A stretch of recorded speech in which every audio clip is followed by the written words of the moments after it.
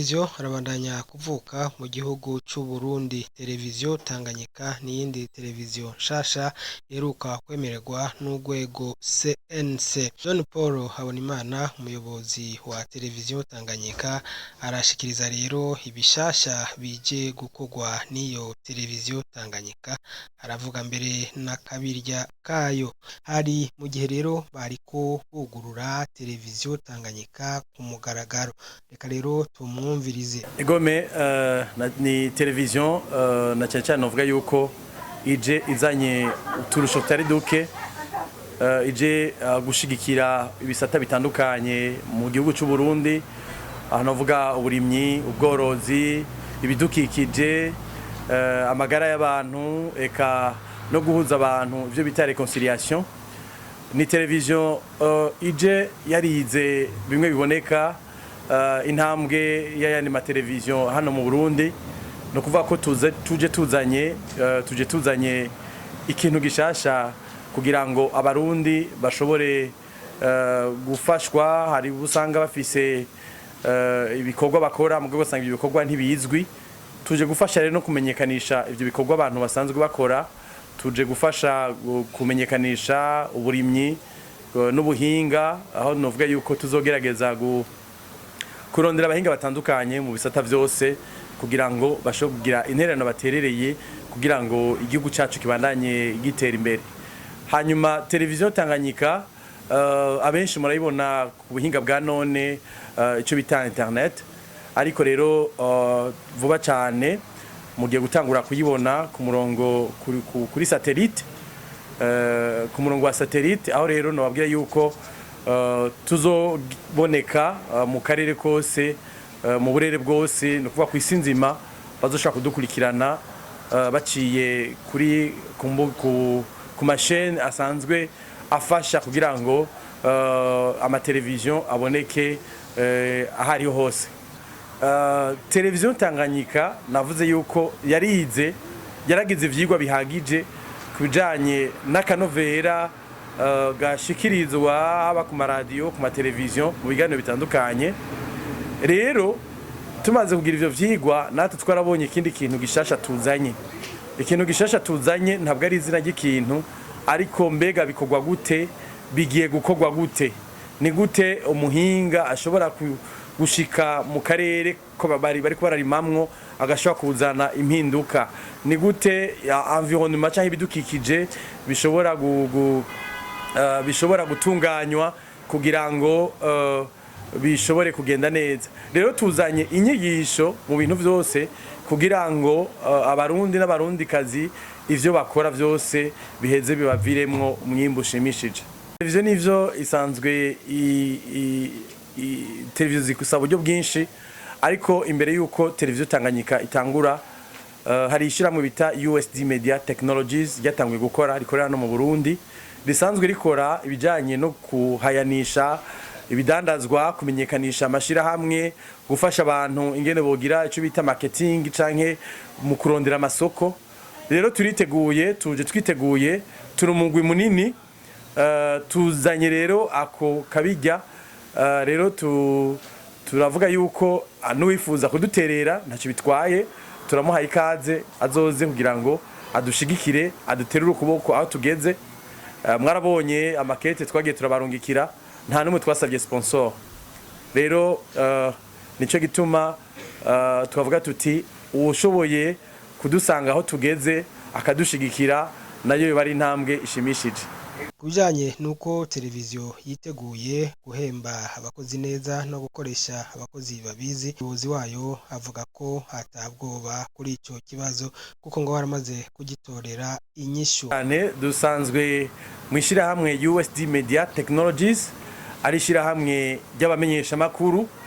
Rero kandi bafashwe neza, hanyuma twaravyiteguriye kandi novuga ko duhagaze neza kuko nta myidogo dufise, kandi turizera yuko nibikurikira bizogenda neza.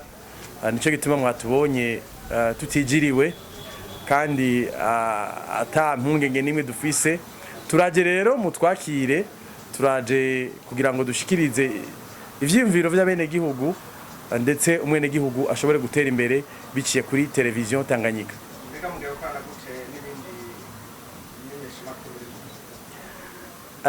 Ibindi bimenyesha makuru biri mu gihugu vy'ukuri n'abagenzi twari dusanzwe dukorana neza kandi benshi muri bo n'abagenzi bishira mu USD Media Technologies.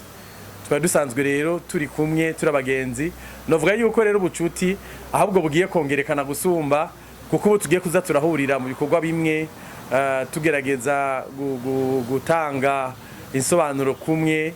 Rero nibaza yuko ari ibintu byiza cyane, ntituje tugwanya ni radio cyangwa ama televiziyo, ariko tuje kugira urunani, tuje kugira umugwi mwiza cyane uzotuma kakarangamutima ko kumenyesha makuru gakomera, umwuga wo kumenyesha makuru gatera imbere gusumba, hanyuma n'ibikorwa byose ama radio cyangwa ama televiziyo akora bigatera imbere bikaja habona kandi bikaba ibikorwa bifite akamaro. Nawe Agathon Rwasa, umwe mu batumire bari batumiwe na televiziyo Tanganyika, asaba ko iyo televiziyo yokora amakuru ku mpande zose, igaha ijambo abantu bose idakumiriye.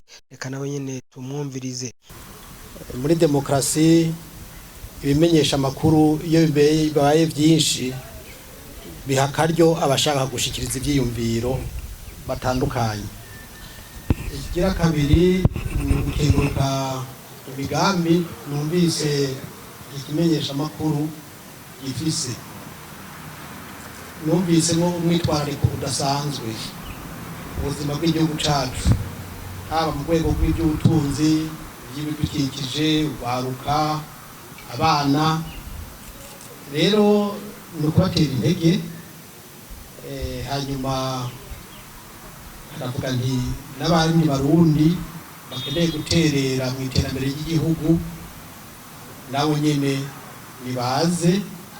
Ibimenyesha amakuru bigwire gusumba, kumbure n'umwuga wo kumenyesha amakuru wohava urushirizaho gukura no gutera imbere, no professionalisme ikarushirizaho gukura gusumba, aho twogumana za media nyene twamenyereye zifise kumbura uko zifata uko zibigenza. Iyo habonetse rero abandi umwe arabigira ko kumbure akagira n'akantu kwikubita agashi, vyoba rero byiza amamedia arushirizeho kubaho kandi amamedia akugurukira abantu bose, ntabe ayabene kuyatwara.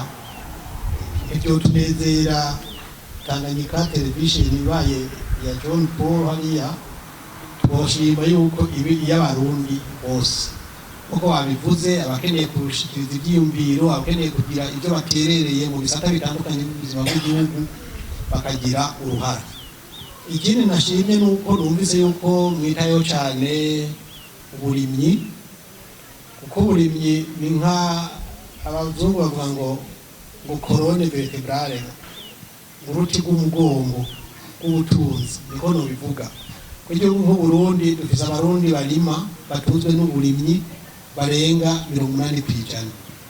Mugabo iyo tuvuze ko barenga 80%, no kumenya ikiba gikurikira icarico.